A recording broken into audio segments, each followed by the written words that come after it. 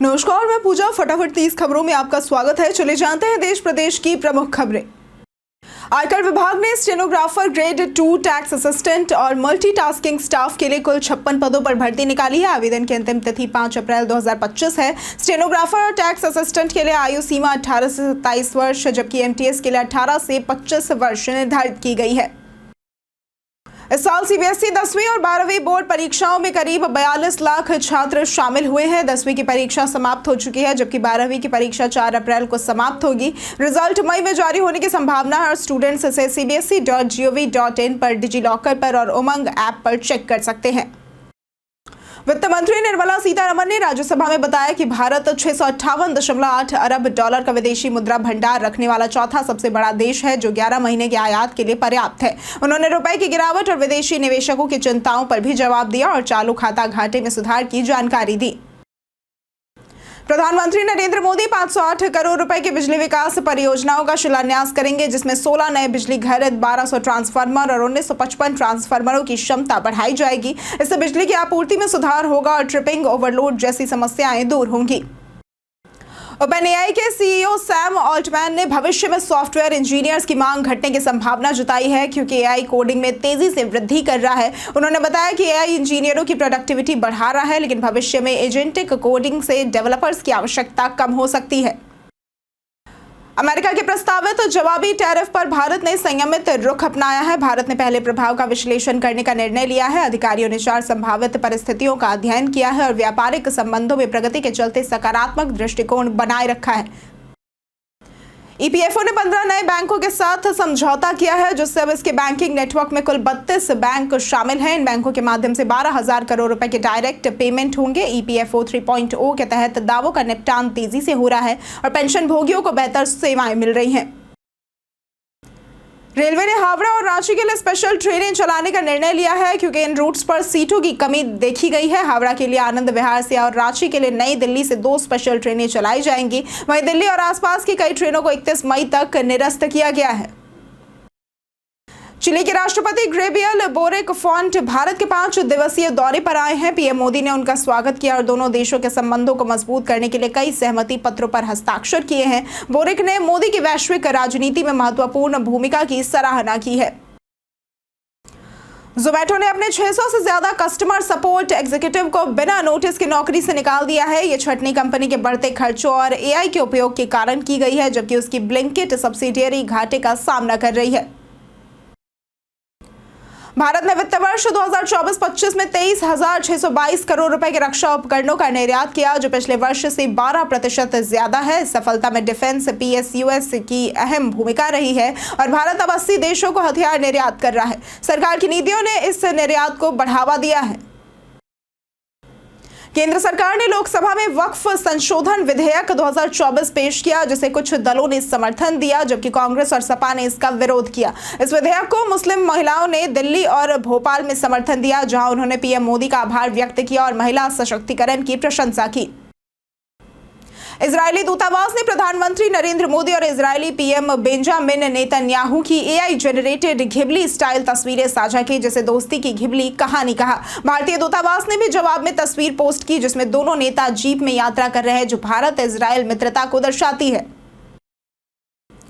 मोहित सूरी एक बार फिर आदित्य रॉय कपूर और श्रद्धा कपूर के साथ काम करने जा रहे हैं। दोनों को एक रोमांटिक लव स्टोरी फिल्म के लिए अप्रोच किया गया है। ये प्रोजेक्ट अभी शुरुआती चरण में और साल के अंत तक और जानकारियां मिलने की संभावना है।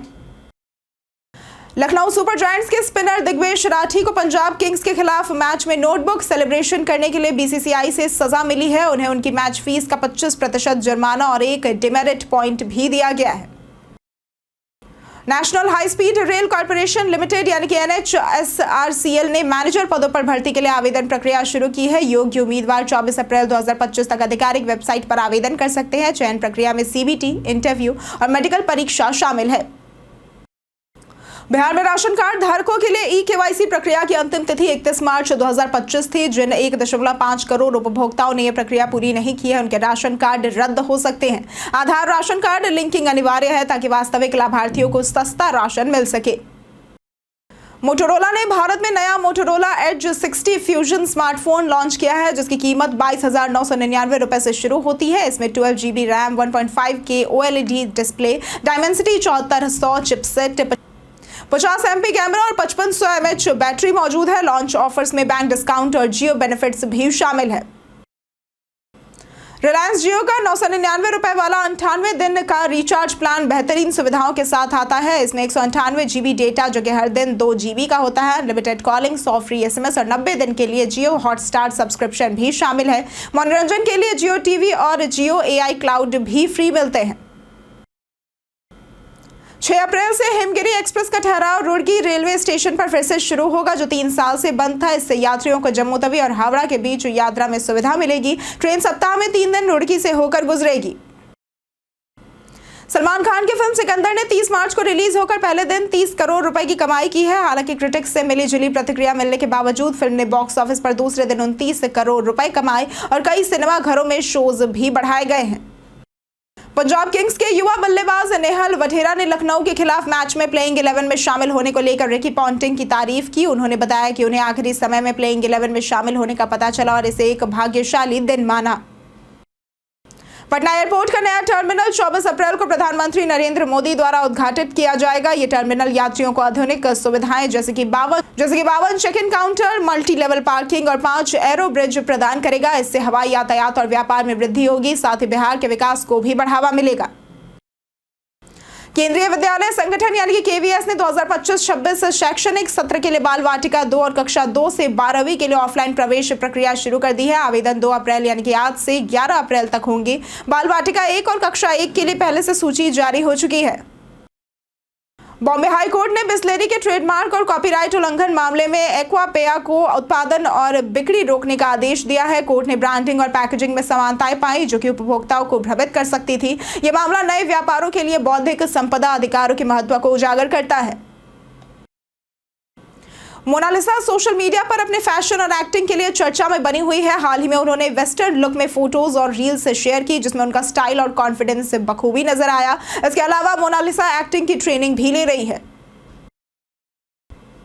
भारत के मैन्युफैक्चरिंग सेक्टर की ग्रोथ मार्च में 8 महीने के उच्चतम स्तर पर पहुंच गई है। बेहतर डिमांड और तेज उत्पादन के कारण PMI 58.1 तक पहुंच गया है। कंपनियों ने नए ऑर्डर और प्रोडक्शन में वृद्धि देखी है, जिससे 8 महीने बाद सबसे मजबूत बढ़त हासिल की है। मारुति सुजुकी ने FY25 में 22.34 लाख यूनिट्स की बिक्री की, जो पिछले वर्ष से 4.63% अधिक है। यूवी सेगमेंट में 12% की बढ़त रही है, जबकि निर्यात में 17.49% की वृद्धि हुई है। हालांकि पैसेंजर कार सेगमेंट में 7.7% की गिरावट देखी गई है। 6 अप्रैल 2025 को रामनवमी के दिन अयोध्या के राम मंदिर से जियो हॉटस्टार पर सुबह 8 बजे से दोपहर 1 बजे तक लाइव प्रसारण होगा। इस दौरान पूजा, आरती और अमिताभ बच्चन द्वारा राम कथा सुनाई जाएगी, जिससे घर बैठे रामलला का दर्शन संभव होगा। अक्षय कुमार अपनी आगामी फिल्म केसरी चैप्टर 2 में जलियांवाला बाग हत्याकांड की सच्ची कहानी पेश करेंगे। फिल्म का ट्रेलर 6 अप्रैल 2025 को रिलीज होगा। इसमें अक्षय और माधवन और अनन्या पांडे की जोड़ी नजर आएगी और यह फिल्म एक ऐतिहासिक घटनाक्रम पर आधारित होगी। आज के लिए फिलहाल इतना ही। जिन लोगों ने हमें कमेंट किया था उनके नाम हैं अमरजीत कुमार, MD शाकिर हुसैन, दीपक कुमार, जितेंद्र ठाकुर, राम बाबू, संजीव कुमार, मनोज कुमार और रवीश कुमार। इसके साथ बढ़ते हैं आज के सवाल की ओर। आज का सवाल है, आपके क्षेत्र में मौसम का क्या हाल है? आप अपने जवाब हमें हमारे कमेंट सेक्शन में जरूर बताएं। आज के लिए सिर्फ इतना ही। वीडियो में साथ बने रहने के लिए धन्यवाद।